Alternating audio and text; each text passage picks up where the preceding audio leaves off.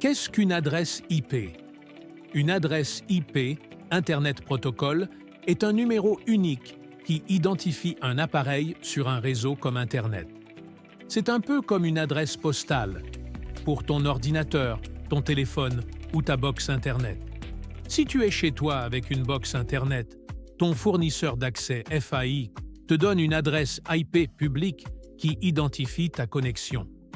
Tous tes appareils partagent cette IP publique quand ils accèdent à Internet. Chaque appareil de ton réseau local a aussi une adresse IP privée attribuée par ta box, mais elle n'est visible que dans ton réseau domestique. L'adresse IP est unique, mais est-ce qu'elle nous suit à vie? Non. L'adresse IP publique peut changer.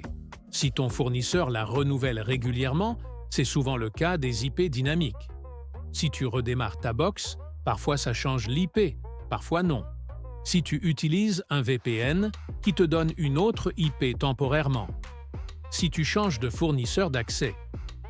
L'adresse IP privée peut aussi changer, mais ça dépend de ton réseau.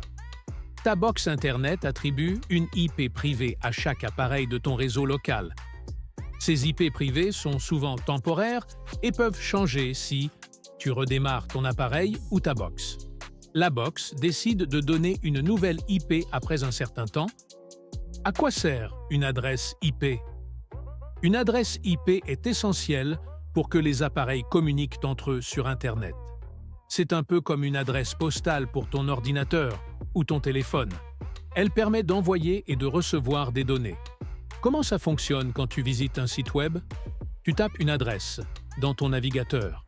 Ton appareil envoie une requête au serveur du site en utilisant son adresse IP. Le serveur du site reçoit ta requête, voit ton adresse IP et sait où envoyer la réponse. Il t'envoie la page demandée et ton navigateur l'affiche. Sans adresse IP, aucun échange ne pourrait avoir lieu. Les serveurs ne sauraient pas où envoyer les réponses. Voilà, maintenant tu sais pourquoi l'adresse IP est essentielle pour connecter tes appareils à Internet et comment elle fonctionne pour permettre l'échange de données entre ton appareil et les serveurs des sites que tu visites.